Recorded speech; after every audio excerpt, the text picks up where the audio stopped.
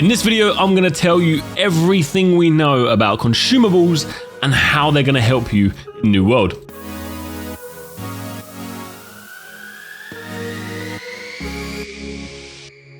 So this is going to be a massive video covering all the consumables in New World. So please feel free to use the timestamps below to skip forward to the particular consumable you are after. I'm going to consult my list here. We're going to be covering food, potions, proficiency boosters, honing stones, incense, gemstone dust, oakflesh balms, dyes, tuning orbs, repair kits, and ammunition. We're going to be starting off with the big one, food. How good, actually, on the side note, how good does the food actually genuinely look on tooltips? I'm a fan. So food is the main way to obtain health, mana, and stamina regen. Food can also provide a boost to your primary stat of choice, and there's also trade skill foods that give you a boost to both gathering and crafting trades. Food can be looted or crafted, and that is a whole nother topic, and we have a massive guide on food. If you have a look at the top right of the screen now, you can see our cooking guide. Recovery food can provide both health and mana recovering buffs that can last up to 40 minutes depending on the tier of recovery food. You can also craft stamina recovery food that can only be crafted at a kitchen, while the health and mana can also be crafted at your camp. Recovery foods also gain X amount of health, mana or stamina over 20 seconds. The recovery will stop if you take damage, and recovery foods cannot be stacked. So there are 3 different types of recovery foods in New World: health recovery, mana recovery, and stamina recovery. Okay, so we're going to go on to attribute food. Attribute food basically increases your attributes and it's really helpful for big PvP, small PvP, and end game PvE content, or in general any PvE content, but specifically end game. There are attribute foods that increase multiple attributes, and then there are specific foods that will increase just the one attribute. The buff can last up to 40 minutes depending on the tier of food consumed, and the amount of attributes that you can receive can go up to 40, again depending on the tier of food consumed. A good example that we often use would be carrot cake. Carrot cake will increase your strength by 24 and your constitution by 16. This will allow you to set your attributes so you can hit the required threshold bonuses that you want to use for your particular build. Attribute food is broken up as follows: strength food, dex food, intelligence food, focus food, and finally constitution food. Moving on to trade skill food. The trade skill food can be crafted at the appropriate tier of kitchen. You can get food for most of the crafting and the gathering. Unfortunately, you currently cannot get food for fishing, cooking, or any of the refining professions. When you consume a crafting food, it will increase your max gear score potential. For example, a savory vegetable medley will increase your minimum and maximum gear score by 15. Trade skill foods will be essential to crafting end game maximum gear score items. Trade skill crafting food consists of the following. So Arcana will be sweet wild berry infusion, armoring is spicy cabbage soup, engineering is herb crusted vegetables, jewel crafting is glazed melon bread, and finally weaponsmithing is savory vegetable medley. Gathering foods increase your luck for that specific gathering skill depending on the tier of food consumed. Gathering foods are an important way to gather rare resources that would otherwise be very difficult to gather. The gathering foods consist of the following. Harvesting, you would have a spicy steak pie. Logging, salted poultry with cabbage. Mining is salted roasted vegetables. And skinning is a savory fish cake.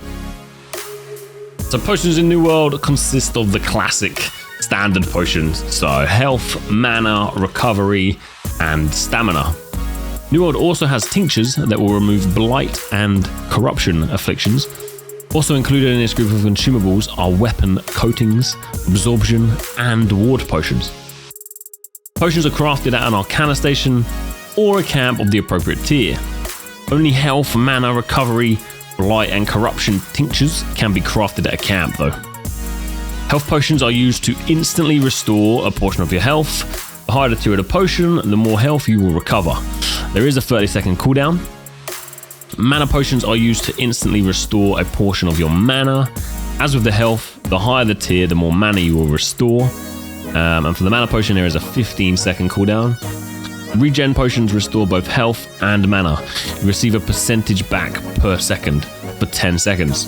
The higher the tier, the higher the percentage you will receive, and there is a 30-second cooldown, but you can use health and mana potions after you use your regen pot. Focus potions are used to restore a percentage of mana every second for 60 seconds. Again, the percentage restored depends on the tier of potion. Next are the Encumbrance potions, something that I haven't had to use up until recently when I started buying out half our market. Encumbrance potions are used to increase your weight limit, essentially, by a specified amount for a short duration. Tier 3 increases the limit by 50 for 120 seconds, Tier 4 by 75 for 150 seconds, and Tier 5 by 100 for 180 seconds. Unfortunately, you cannot stack these potions. Weapon coatings range from Tier 2 to Tier 5, and there are coatings for every enemy type, which includes Beasts, Lost, the Corrupted, the Ancients, and the Angry Earth. Once crafted, they can be applied to your currently drawn weapon to gain a percentage damage boost against that particular enemy type. They can also stack with weapon traits. Your Tier 2 will give you 9% damage buff and lasts 5 minutes, all the way up to a Tier 5 which will give you 15% damage buff, and that will last up to 20 minutes. Tinctures will remove certain afflictions and give you a resistance to that affliction for a specified duration. They can be crafted at both camp and arcana station of the appropriate tiers, and there are 2 types, blight tinctures and corruption tinctures. Consuming a blight tincture will fully remove the blight affliction, and you will gain a resistance to the blight affliction for 5 minutes. From Tier 2, which will increase the blight absorption by 25%, all the way up to Tier 5, which will give you immunity to blight. Consuming a corruption tincture will fully remove the corruption affliction, and you will gain a resistance to corruption for 5 minutes. Again, Tier 2 will increase the corruption absorption by 25%, all the way up to Tier 5, which will give you immunity to that corruption. Ward potions are potions that, when consumed, will grant you increased damage absorption against one of the 5 enemy types: Ancients, Angry Earth, Beast, Corrupted, and Lost. And they are only available from Tier 3 to Tier 5. These potions have a 120-second shared cooldown. You will receive your increased damage absorption for a specified duration after receiving damage from that enemy type a certain amount of times. So Tier 3 will increase damage absorption by 5% for 20 seconds after receiving damage 5 times. Tier 4 will increase damage absorption by 10% for 20 seconds after receiving damage 10 times. And Tier 5 will increase damage absorption by 15%, again for 20 seconds after receiving damage 15 times. These can be very useful when running expeditions or farming certain enemy types in the open world.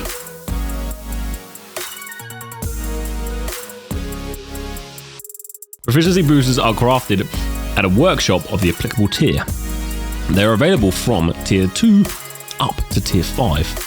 When consumed, a proficiency booster will increase the amount of resources gathered with a tool for a specified percentage and a specified duration based on the tier of the booster consumed. The proficiency boosters available are as follows: so weak, common, strong, and powerful. Honing stones are crafted by the weaponsmithing profession. You can craft these at the forge, and these are used to increase a player's overall weapon damage. When you use it, you will receive a percentage of a weapon damage increase for a period of time depending on the tier of the honing stone used. So weak would be 4% for 10 minutes, common is 5% for 15, strong is 6% for 20 minutes, and powerful is 7% for 30 minutes. Incense are crafted by the furnishing profession. You can craft your incense at a workshop, and what incense does is it increases a player's resistance to all afflictions by a set amount for a specified period of time. So the weak incense will increase your resistance by 20 for 10 minutes. Common is by 30 for 15 minutes. Strong is by 40 for 20 minutes. And finally, powerful is by 50 for 30 minutes. Gemstone Dust is crafted at the Outfitter station using the Jewel crafting profession and increases a player's elemental damage absorption for 20 seconds or until damage is received a specified amount of times, whichever comes first. The amount of absorption and number of times damaged is received based on the tier of Gemstone Dust used.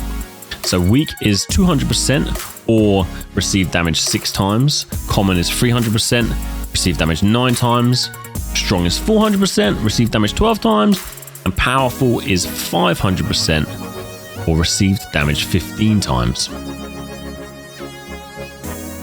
Next, we're looking at Oakflesh Balms. Oakflesh Balms are crafted at the Outfitter station using the Armoring profession and increases absorption of physical damage types by a specified percent for 20 seconds or again until damage is received a specified amount of times, whichever comes first. The amount of absorption and number of times damage received is based again on the tier of the Oakflesh Balm that is used. So weak is 10% or damaged 6 times, common is 17% or damaged 9 times, strong is 25% or damage received 12 times, and finally, powerful Oakflesh Balm is 35% or damage received 15 times. So onto the dyes. So dyes are used to dye the color of your clothing or your armor. Dye can be obtained through both basic crafting, purchased from faction reps, or looted in the open world. Dyes are crafted using the cooking profession at a kitchen of the appropriate tier. In order to craft a dye, you must have water and the appropriate pigment for the color you are trying to craft. Moving on to repair kits. So repair kits are crafted items that can fully repair any piece of equipment of the appropriate tier. Repair kits can be crafted using the workshop and the engineering profession, the outfitter station and the armoring profession, and finally the forge and the weaponsmithing profession. No matter which profession you choose to craft the repair kits with, they all follow the same crafting pattern. You must have repair parts and any craft mod to craft the repair kit. So you can have a standard repair kit, an advanced repair kit, an expert repair kit, and then the master repair kit. And finally, we come on to ammunition. Ammunition is both cartridges for your muskets and arrows for your bows. These consumables are crafted at the workshop by the engineering profession. Both arrows and cartridges follow the same progression. There are 4 tiers of each type of ammunition: iron, steel, star metal, or recalcum. The higher the tier of the ammunition, the higher the damage modifier of that type of ammunition. And that is it. That is our consumables guide. I know that was a long video, so if you watched the whole thing, thank you so much. Really appreciate that. And of course, please feel free to send this to people who you think may enjoy the video and let them know to use the timestamps below to skip ahead to where they want. What I'm going to do is place a link in the description below where you can head over to our written guide, which will have links to all of these particular types of consumables, potions, the ammo, the tinctures, everything that you've seen here. And you can use those links as well to refresh your memory as and when you need to. As always, thanks so much for watching the video, and we'll see you on the next one.